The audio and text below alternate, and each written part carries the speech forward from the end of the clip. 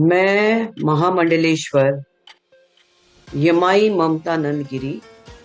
मैं इस पोस्ट से मैं इस्तीफा दे रही हूं।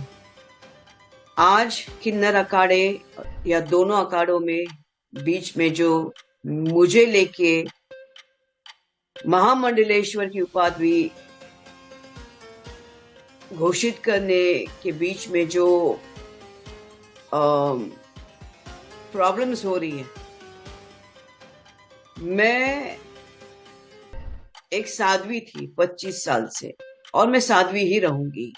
ये महामंडलेश्वर की जो मुझे एक सम्मान मुझे दिया गया था, तो वो एक प्रकार का वो सम्मान होता है जिसने 25 साल स्विमिंग किया हो, उसको महामंडलेश्वर ये कहना कि आज के बाद तुम उस स्विमिंग का जो बच्चे आएंगे उनको तुम ज्ञान देती जाना, इसलिए वो पदवी होती है।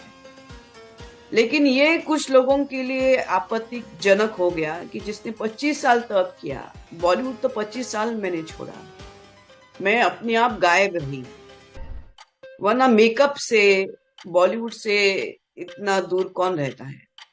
और मेरे काफी चीजों को लेके लोगों की प्रतिक्रिया है कि मैं ये क्यों करती हूँ, वो क्यों करती हूँ। नारायण तो सब संपन्न है, वो सब प्रकार के आभूषण पहन के धारण करके महायोगी है, भगवान है।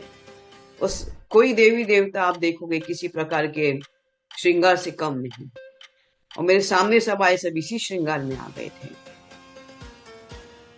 मैंने देखा कि मेरे महामंडलेश्वर होने से काफी लोगों को आपत्ति हो गई, चाहे वो शंकराचार्य हो, कौन हो। और कोई कहता है, एक शंकराचार्य ने कहा है कि मुझे ये जो किन्नर अखाड़े उसके बीच में बेचारी ममता फंस गई। मैं अब ये सब चीजों को देख के ये कहती हूँ कि मेरे जो गुरु है, जिनके सानिध्य में मैंने 25 साल घोर तपस्या, उग्र तपस्या की है, उनका नाम है श्री चैतन्य गगनगिरी महाराज। वो सिद्ध महापुरुष थे, उनकी बराबरी में तो मुझे कोई दिखता भी नहीं है। सब अहंकारस्पद लोग हैं, झगड़ रहे एक दूसरे से। मेरे गुरु तो काफी ऊंचे हैं और उनके सानिध्य में मैंने 25 साल तप किया है। मुझे किसी कैलाश में जाने की जरूरत नहीं, मुझे किसी मानस सरोवर या हिमालय में जाने की जरूरत नहीं। सब ब्रह्मांड मेरे सामने है। 25 साल से उनकी मैंने घोर तपस्या की है।